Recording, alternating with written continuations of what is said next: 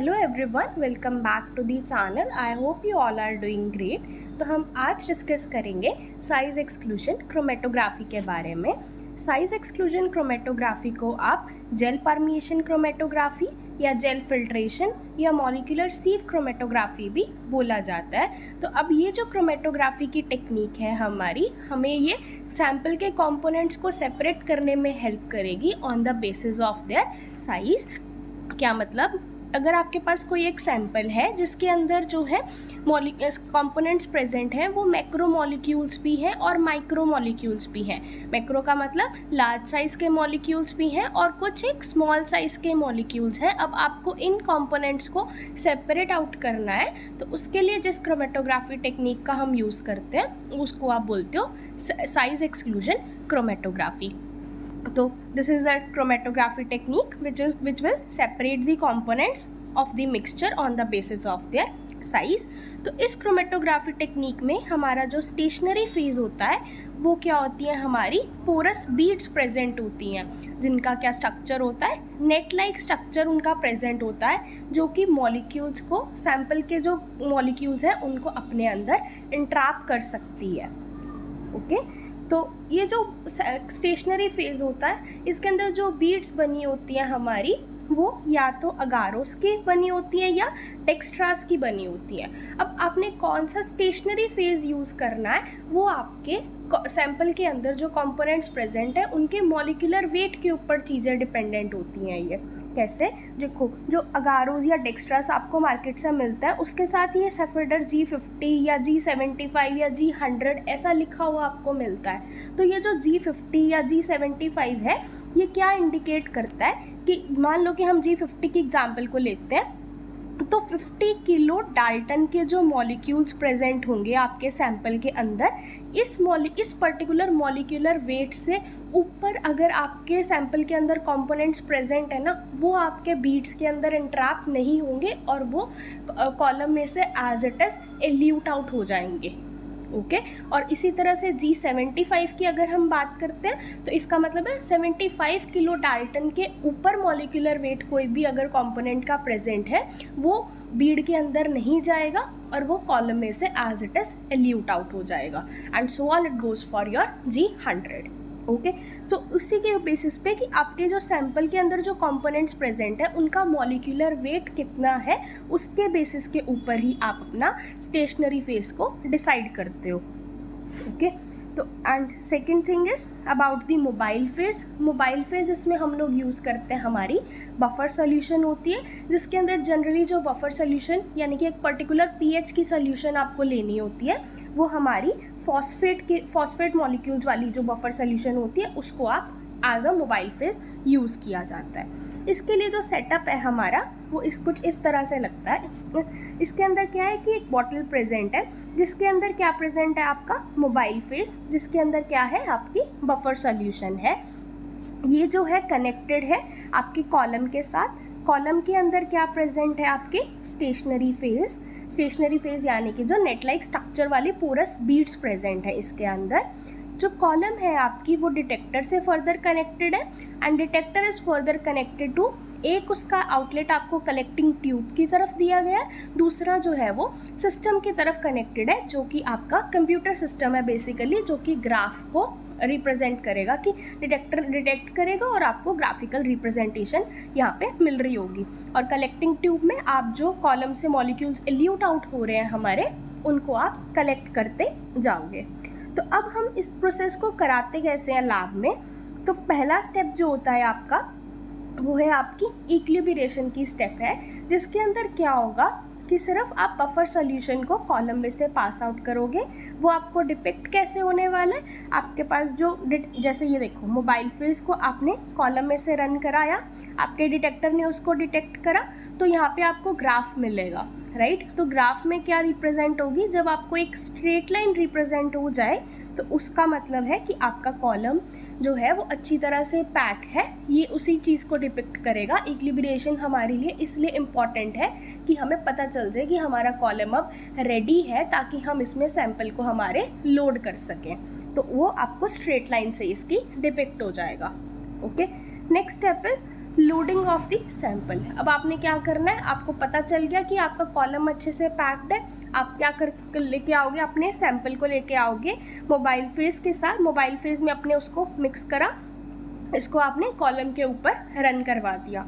तो अब कॉलम के अंदर क्या होगा, तो जो सैंपल आप लेके आ रहे हो उस सैंपल में क्या है, बड़े साइज़ के मॉलिक्यूल्स भी हैं, छोटे साइज़ के मॉलिक्यूल्स भी प्रेजेंट हैं। तो इसमें क्या होगा, जो छोटे साइज़ वाले मॉलिक्यूल्स प्रेजेंट हैं आपके सैंपल के, वो तो इन बीड्स में इंट्रैप हो जाएंगे, ऐसे ये आपके इंट्रैप हो जाएंगे छोटे साइज़ वाले मॉलिक्यूल्स, और बड़े साइज़ वाले जो कंपोनेंट्स प्रेजेंट हैं वो आपके एज इट इज़ इसमें से एल्यूट आउट हो जाएंगे। डिटेक्टर उसको डिटेक्ट करेगा और आपको ग्राफ के ऊपर एक पीक दिखाई देगी, जैसे कि ये पहला स्टेप तो इक्विलिब्रिएशन वाली ये बेसलाइन डिपेक्ट कर रही है हमारी। दूसरी जो ये पीक आपको लोडिंग के टाइम पे दिख रही है, ये क्या है, आपके लार्ज साइज़ के मॉलिक्यूल्स हैं, क्योंकि आपके स्मॉल साइज़ वाले मॉलिक्यूल्स उसके अंदर ही एंट्रैप हो गए आपकी बीड्स के अंदर। अब जो मॉलिक्यूल्स उसमें से बाहर आ रहे हैं उसको आप क्या बोलोगे, वो क्या है, आपके लार्ज साइज़ के मॉलिक्यूल्स। और जो आपके पास कलेक्टिंग ट्यूब है यहाँ पे, ये लार्ज साइज़ के मॉलिक्यूल्स को आप उस कलेक्टिंग ट्यूब में कलेक्ट कर सकते हो। ओके, तो अब आपके पास सिर्फ उसमें कॉलम में बचेगा क्या, क्योंकि लार्ज साइज़ वाले मॉलिक्यूल्स आपके ल्यूट आउट हो चुके हैं। अब आपके पास स्मॉल साइज़ वाले मॉलिक्यूल्स बचेंगे, वो जो कि आपके बीड्स के अंदर एंट्रैप्ड है। आप बफर सोल्यूशन को ही पास आउट करके स्लोली उनकी मूवमेंट करवा के आप उनको एल्यूट आउट करवा सकते हो। और उसकी डिपिक्शन भी आपको कैसे होगी, आपको ग्राफ में ही आपको उसकी पीक दिखने लग जाएगी। जो इम्पॉर्टेंट चीज़ आपको ध्यान देने वाली है कि जो ग्राफ में सबसे पहले वाली पीक मिलेगी वो आपकी किसकी है, लार्ज साइज़ वाले मॉलिक्यूल्स की है, और जो बाद में पीक आपको मिल रही है वो आपके स्मॉल साइज़ वाले मॉलिक्यूल्स के लिए है। ये जो है आपकी स्मॉल साइज़ वाले मॉलिक्यूल्स की है। ओके, ये चीज़ हमारे लिए इम्पॉर्टेंट है। अब हम देखते हैं कि आपको ग्राफ तो मिल गया, पर आप उस ग्राफ से स्टडी क्या कर सकते हो, उसको आप इंटरप्रेट कैसे करते हो। उसके लिए आपको कुछ एक टर्म्स का पता होना चाहिए, जो कि है वॉल्यूम की टर्म्स है। ये जो वॉल्यूम है, किसका वॉल्यूम रिप्रेजेंट कर रहा है, जो कि आपने amount of the buffer solution उसमें से पास आउट करी है ना कॉलम में से, उसी के लिए रिलेटेड ही टर्म्स हैं कुछ हमारे पास। तो सबसे पहले हमने क्या करा था, अकेले मोबाइल फेस को हमने कॉलम से रन करवाया था। तो उसमें क्या है कि जैसे आप उसको क्या, जैसे अब ये देखो, ये जो वॉल्यूम ऑफ द बफर जो कि आपके बीट्स के अंदर नहीं है, जो कि एम्प्टी स्पेस के अंदर प्रेजेंट है ना, ये वाला जो वॉल्यूम है इसको क्या बोलते हैं, वॉइड वॉल्यूम बोलते हैं, जो कि अकेले आपके मोबाइल फेस ने ही ऑक्यूपाई कर रखा है, आपके बीट्स के अंदर वाला काउंट नहीं कर रहे। उसको छोड़ के जो है वो उसको आप क्या बोलते हो, आप वॉइड वॉल्यूम, क्योंकि यहाँ पे सिर्फ आपका मोबाइल फेस ही प्रेजेंट है, स्टेशनरी फेस का रोल नहीं है इसमें, तो इसको आप मोबाइल फेस वॉल्यूम भी बोल सकते हो। ओके, जो बफर का जो वो वॉल्यूम जो कि आपके दोनों बीड्स ने भी ऑक्यूपाई कर रखा है और जो एम्प्टी स्पेस ने भी ऑक्यूपाई कर रखा है, उसको क्या बोलोगे आप, टोटल वॉल्यूम। क्योंकि कॉलम पूरा जो है वो वॉल्यूम जो है बफर सोल्यूशन ने जो पूरा अपने कॉलम को पैक कर रखा है अब, यानी उसमें अंदर फिलिंग हो रखी है, तो उसको वो क्या है आपका टोटल कॉलम का वॉल्यूम। ओके, तो अब इन दोनों को अगर आप सब्ट्रैक्ट कर दोगे, यानी कि जो टोटल वॉल्यूम जो कि बीड्स का भी और जो एम्प्टी स्पेस का भी था, उसमें से अगर हम सब्ट्रैक्ट कर दें वो वॉल्यूम जो कि एम्प्टी स्पेस का ही था, जिसमें बीड्स का रोल नहीं था, तो उसको आप क्या बोलोगे, इंटरनल पोर वॉल्यूम। यानी कि जो वॉल्यूम सिर्फ आपके बीड्स ने ऑक्यूपाई करा हुआ है, इसको बोलते हो internal pore volume. And VI is equal to your VT minus your V naught. I hope this is clear, because VT was total volume जो कि आपके पूरी कॉलम को आपने भर रखा है, और V naught क्या है, जो कि सिर्फ आपकी मोबाइल फेस ने जो वॉल्यूम की ऑक्यूपाई कर रखा है, यानी कि जो वॉइड वॉल्यूम है। इन दोनों को सब्ट्रैक्ट करके आपको क्या मिलेगा, इंटरनल पोर वॉल्यूम, जो कि वॉल्यूम किसका है, आपकी जो बीड्स के अंदर बीड्स का जो वॉल्यूम है वो आपको मिल रहा है। क्योंकि यहाँ पे सिर्फ ये स्टेशनरी फेस ही फिल्ड है यहाँ पे, क्योंकि बीड्स ही थे जो आपका स्टेशनरी फेस प्रोवाइड कर रही हैं, तो यहाँ पे इस वॉल्यूम को आप क्या बोलोगे, स्टेशनरी फेस वॉल्यूम है ये आपका। ओके, तो अब ग्राफ की एनालिसिस करते हैं। ग्राफ में क्या हो रहा था, आपको दो पीक्स मिल रही थी। पहला इक्विलिब्रिएशन का स्टेप आ रहा था, पहला जो है ये वाली बेसलाइन थी हमारी इक्विलिब्रिएशन के लिए, फिर जो थे आपने सब सैंपल को लोड करा, तो आपके क्या हुआ, जो अपने सैंपल को इसमें लोड करा हुआ है, तो क्या हो रहा है कि जो स्मॉल साइज़ वाले मॉलिक्यूल्स जो थे वो तो बीड्स में इंट्रैप हो गए और लार्ज साइज़ वाले आपके ल्यूट आउट हो रहे हैं, उसका आपको सिग्नल मिल रहा है ग्राफ के अंदर, राइट। तो उसके बाद जो है फिर आपके स्मॉल साइज़ वाले मॉलिक्यूल्स ल्यूट आउट हो रहे हैं, जो कि आपकी सेकेंड वाली पीक आपको डिपिक्ट कर रही है। तो जो वॉल्यूम फर्स्ट पीक तक का जो वॉल्यूम है उसको आप क्या बोलते हो, VO, यानी कि जो वर्ल्ड का वॉल्यूम है, क्योंकि इक्विलिब्रेशन स्टेप के लिए ही है, यानी कि जो मोबाइल फेज वाला अकेला वॉल्यूम था वही V0 है, या इसको क्या बोलोगे VEA, जो कि है इल्यूशन वॉल्यूम, यानी कि amount of the buffer solution that is required for the evolution of the large size molecules, यानी कि बफर सोल्यूशन की वो अमाउंट जो कि आप यूज़ कर रहे हो लार्ज साइज मॉलिक्यूल्स को इल्यूशन प्रोसेस को करवाने के लिए, उसको आपने डिनोट किया हुआ है VEA से। ए जो है यहाँ पे आपने लार्ज साइज मॉलिक्यूल्स को कंसीडर करा हुआ है। एंड सेकेंड जो VEB है, यहाँ पे ये वाला जो लिखा हुआ है VEB है, जो कि सेकेंड पीक तक का वॉल्यूम है, जो कि क्या है आपका evolution volume small size molecules को इल्यूट आउट करवाने के लिए जो कि आपको रिक्वायर्ड है। तो ये क्या है आपका VEB है, यानी कि evolution volume for the small size volume, small size molecules के लिए।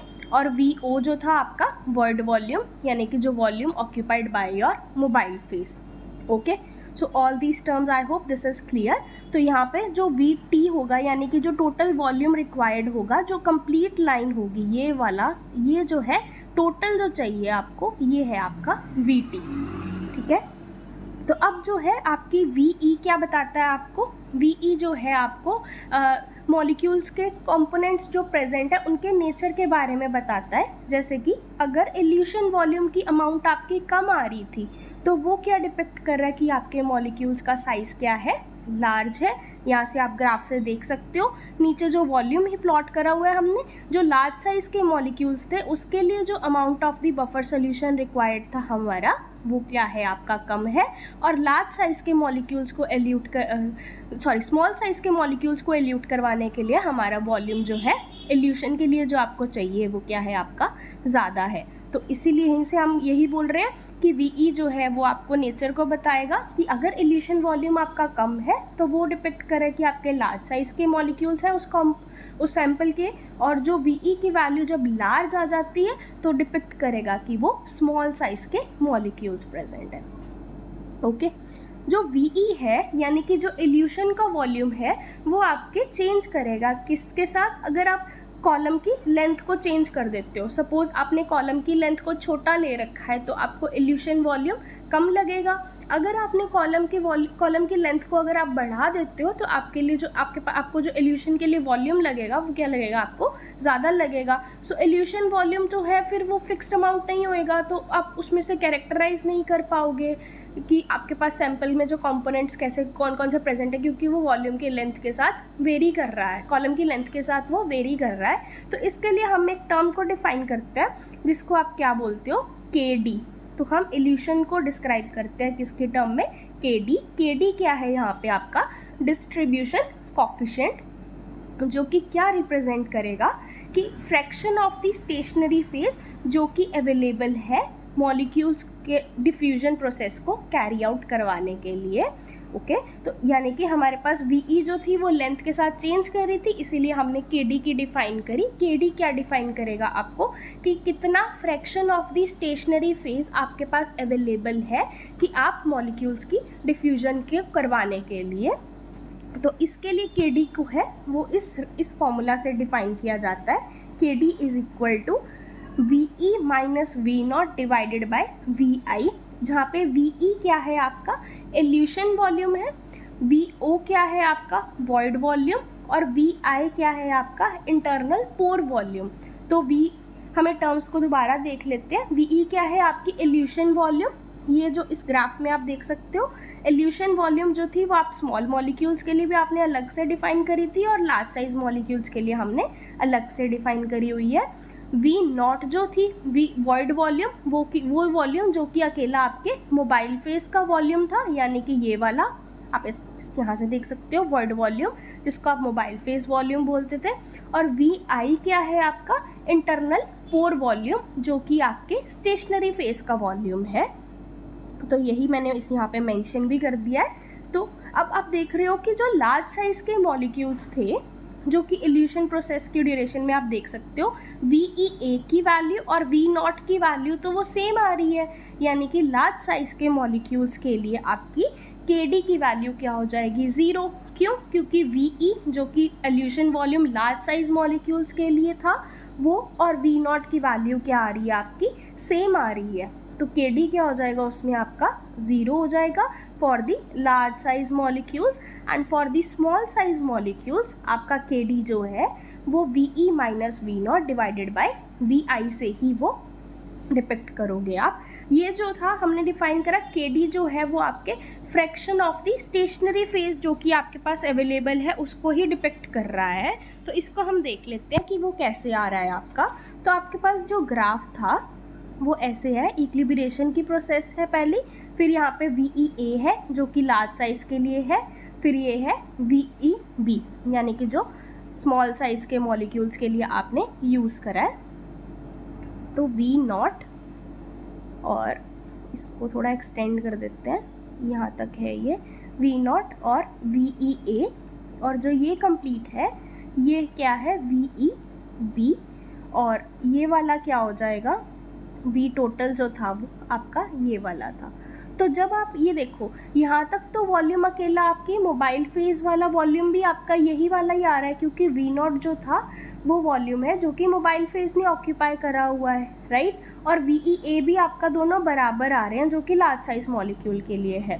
तो अब आप यहाँ पे देखो ये बेसिकली क्या है, ये अगर मैं इतने वॉल्यूम को कंसीडर करने चलूँगी ना तो ये मेरा वॉल्यूम वही है जो कि स्टेशनरी फेज ने ऑक्यूपाई करा हुआ है, स्टेशनरी फेस के लिए जो कि है, क्योंकि मोबाइल फेस के लिए तो मेरे पास यहाँ तक आ गया। V टोटल मेरे पास ये कंप्लीट लेंथ थी, इसमें से अगर मैं मोबाइल फेस वाले को सब्ट्रैक्ट कर दूँ तो ये वाला वॉल्यूम जो बचेगा मेरे को वो स्टेशनरी फेज वाले को ही डिपिक्ट करेगा, क्योंकि लार्ज साइज़ वाले मॉलिक्यूल्स यहाँ पे, स्मॉल साइज़ वाले मॉलिक्यूल्स मेरे यहाँ पे इल्यूट आउट हो रहे हैं और वही मेरे स्टेशनरी फेज में आके एंट्रैप हुए थे। तो यही बेसिकली वॉल्यूम जो है जो कि डिफरेंस है आपका वो यहीं पर डिपिक्ट हो रहा है स्मॉल साइज मॉलिक्यूल्स के लिए।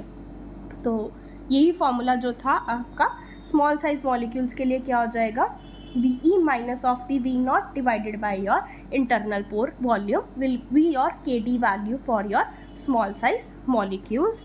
एंड अगर हम इसकी वैल्यू को सब्सटीट्यूट कर देते हैं ना कि VI क्या था, इंटरनल पोर वॉल्यूम आपका क्या था V total minus your V0, उसको आप जब सब्सटीट्यूट कर देते हो तो आपका KD जो है वो किस में चेंज हो जाता है, K एवरेज में।